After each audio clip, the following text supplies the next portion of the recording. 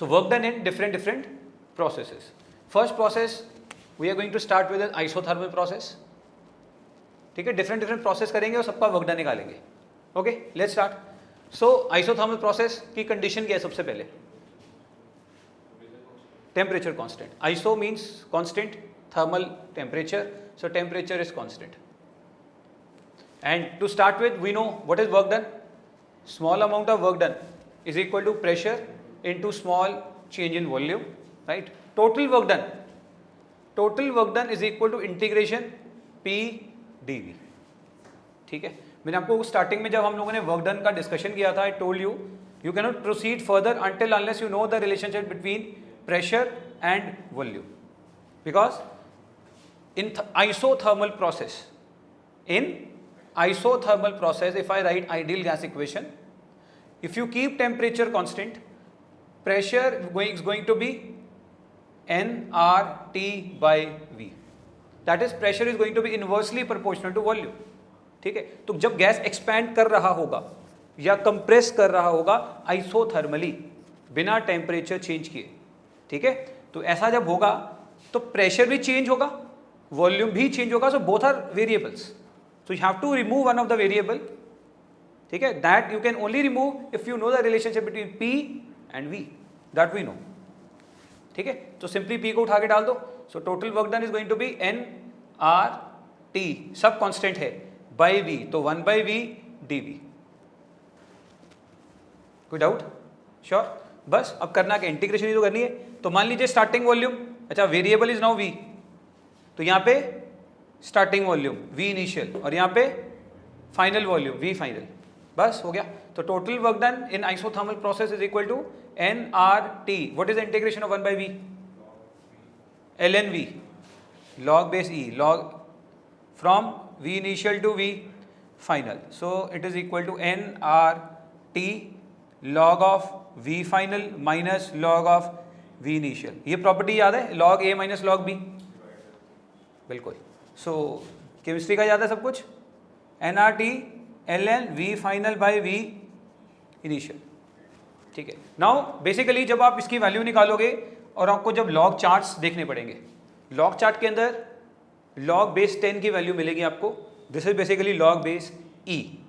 So just converting this into log base 10, for that you need to multiply with 2.303. ठीक है, तो this is going to become log base 10 nRT log v final by v initial. So this is the work done in case of isothermal process, right. तो ये तो है, अगर volume का ratio पता है तो आप वर्क डन निकाल सकते हो. ठीक है, और दूसरा क्या होगा, हो सकता है आपको वॉल्यूम की जगह प्रेशर का रेशियो देके रखे, तो आप क्या कर सकते हो,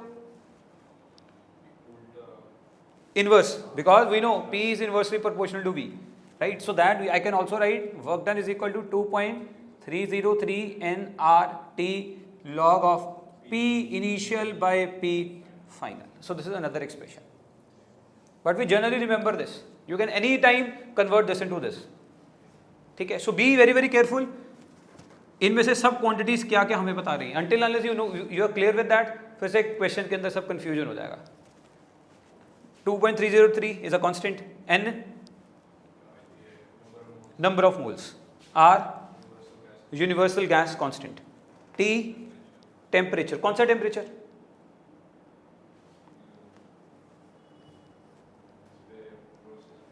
हाँ, कौन सा टेम्परेचर? क्वेश्चन के अंदर 2-3 टेम्परेचर दे देगा, कौन सा टेम्परेचर? हाँ, आइसोथर्मल का मतलब क्या है? Temperature constant. तो जिस भी टेम्परेचर के ऊपर वो प्रोसेस हो रहा है वो टेम्परेचर. ठीक है ना, टेम्परेचर तो चेंज नहीं हो रहा ना, लेकिन वॉल्यूम प्रेशर चेंज हो रहे हैं. So log of final volume by initial volume, right. Easy. Okay, अभी सिर्फ वर्क डन निकालते हैं, फिर बाद में और डिस्कशन भी करेंगे इसके आइसोथर्मल प्रोसेस के बारे में. Now come on to the adiabatic process. Adiabatic process, what is the condition for adiabatic process? हाँ, no heat exchange, delta Q equal to 0, no heat exchange. Now how to find the work done? Again if I start with dw is equal to p dv, total work done is equal to integration P dV. Before I cannot proceed further until unless I know the relationship between P and V. ठीक है? अच्छा, adiabatic process में P और V में relation कैसे निकालने वाले हैं? हाँ, मेयर्स फॉर्मूला यूज करके। उसे कैसे आएगा P और V में relation? Mayer's formula is the relationship between Cp and Cv। इससे नहीं निकाल सकते। आइसोथर्मल में P और V का relation ideal gas equation use करके निकाला है ना हम लोगों ने। तो can't I find relation between P and V using ideal gas equation? नहीं निकाल पाऊंगा। वाई?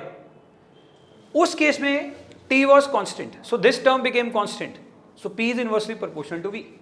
But इस केस में P is changing, V is changing, T will be changing, everything is going to change, क्योंकि सिर्फ हीट एक्सचेंज नहीं होना, बाकी सब कुछ चेंज होना है। ठीक है? So I cannot find the relation between P and V। ठीक है?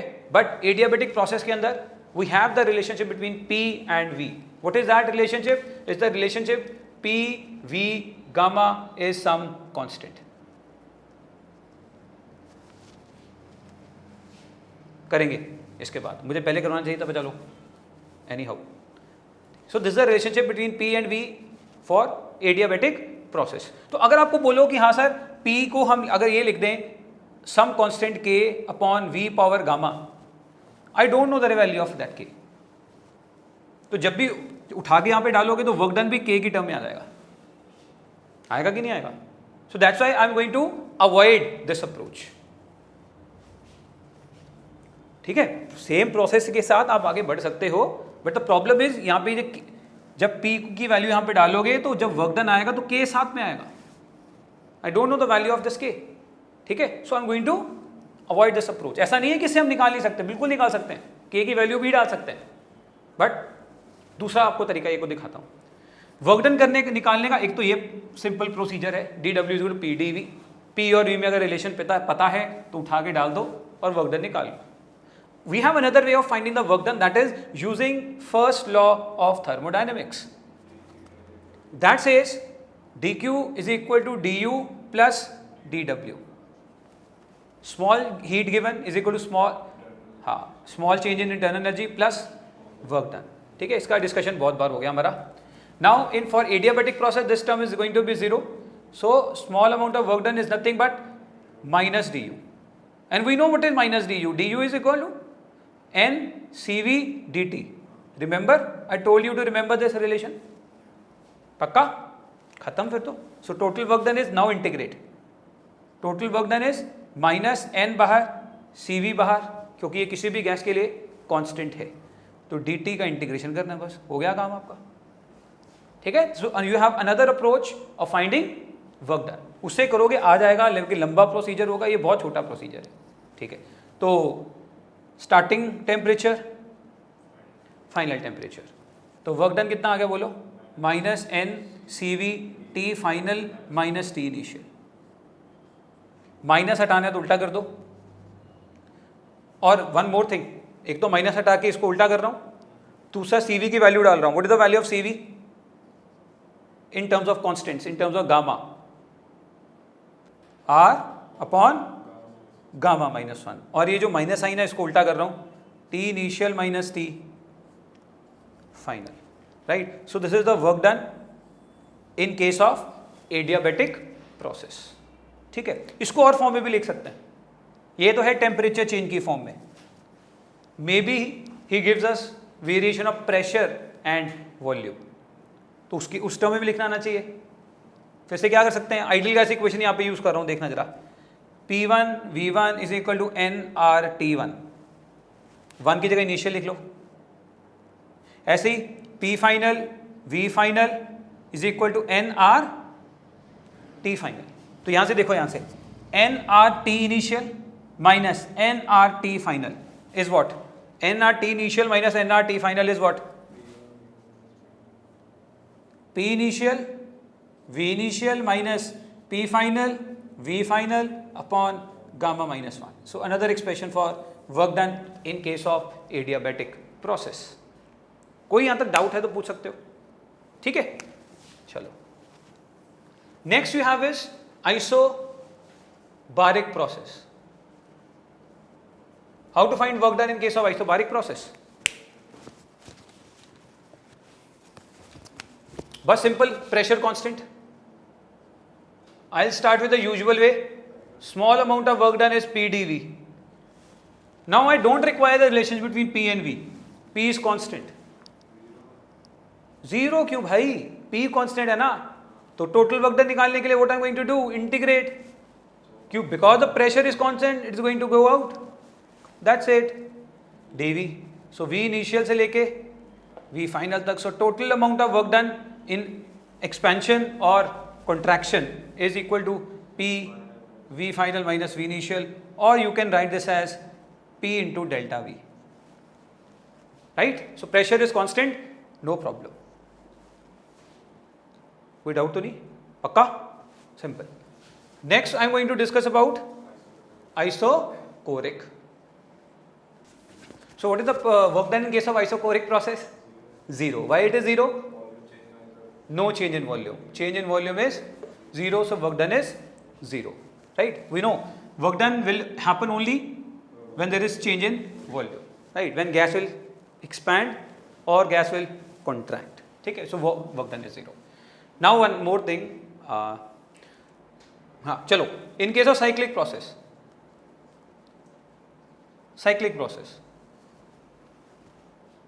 अच्छा अब बच्चे पता क्या कहते हैं? सर साइक्लिक प्रोसेस में होता क्या है? अल्टीमेटली आप उसी वॉल्यूम पे वापस आ जाते हो. इफ वॉल्यूम में चेंज है ही नहीं तो वर्क डन क्या होना चाहिए? Zero. But this is not true. The reason is what? Cyclic process, the meaning of cyclic process is you go from one state to another state via some process, and when you come back you take some other process. Path is different. So जितना work done जाने में होगा उतना work done आने में होगा, ये ऐसा नहीं है. Work depends on path taken. So total work done does not come out to be zero. ठीक है? जीरो हम तब बोलते हैं अगर एक ही प्रोसेस के अंदर चेंज इन वॉल्यूम जीरो होता तो. Are you getting my point? So work done अगर ये बोल के लिखूंगा change, sir cyclic process mean we are returning back to initial state. Initial state means final और इनिशियल वॉल्यूम सेम है तो वर्क डन जीरो है, ऐसा नहीं है. ठीक है? सो इस केस में वर्क डन कैसे निकाला जाता है? It is not going to help me. क्यों? This expression helps me for single process. यहां पे मल्टीपल प्रोसेस इन्वॉल्व हैं. कहीं जाओगे, फिर कहीं और जाओगे, फिर किसी और स्टेट में जाओगे, फिर घूम के वापस आओगे. ठीक है? So for that I am going to take the help of first law. ठीक है? फर्स्ट अगर ये काम ना करें तो फर्स्ट लॉ काम करता है. So let's what's first law? Heat given is equal to d U plus d W. ठीक है? तो साइक्लिक प्रोसेस के लिए वी नो हम लोगों ने यूज कर चुके हैं first law for the cyclic process. Cyclic process D you is zero. Why?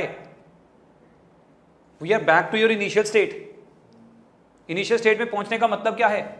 जितनी इंटरनल एनर्जी स्टार्टिंग में थी उतनी ही इंटरनल एनर्जी फाइनल में है. And internal energy is a state function. Internal energy is state function. हाँ, does not depend on path. ठीक है? लेकिन पंगा यहां पे था work done depends on path. That's why वो नहीं यूज कर सकते. But internal energy does not depend on path, it only depends on state. अगर जितना मर्जी घूम फिर के अगर वापस स्टेट पे आ गए तो change in internal energy is going to be zero but not work done. Are you getting? चलिए, तो इंटरनल एनर्जी में चेंज जीरो है तो d Q is equal to d W. So total work is equal to total heat given. जितनी भी heat system को दोगे उतना ही वर्क डन होगा. Are you getting my point? ठीक है? जितनी भी हीट आप सिस्टम को दोगे that is going to convert that into work. ठीक है? यहां तक कोई डाउट? ठीक है? So work done is equal to total heat given to system. ठीक है? बट आगे हम जाके देखेंगे ये स्टेटमेंट गलत है. क्यों? that will be this reply will be this will be explained by second law of thermodynamics. वो हमें बाद में बताएगा कि आप टोटल हीट को वर्क में कन्वर्ट नहीं कर सकते हो। बेसिकली अगर सेकंड लॉ भी यहां पे यूज कर लूं, बाद में बता दूंगा, टोटल हीट की जगह आना चाहिए नेट हीट। मतलब बेसिकली सेकंड लॉ से एक चीज निकलेगी कि आप जितनी हीट सिस्टम को दोगे वो सारी की सारी वर्क में कन्वर्ट नहीं होती है। Part of it it rejects to the surroundings. Are you getting? So ठीक है, सो जितना नेट हीट होगा, जितना भी नेट हीट आप सिस्टम को दोगे उतना वो वर्क डन में कन्वर्ट कर देगा इन cyclic process. Okay, let's discuss one more case, free expansion. ये डिस्कशन कर चुके हैं हम लोग, बट स्टिल फिर से, क्योंकि वर्क डन की बात हो रही है, सब कुछ दोबारा से। What is work done in case of free expansion?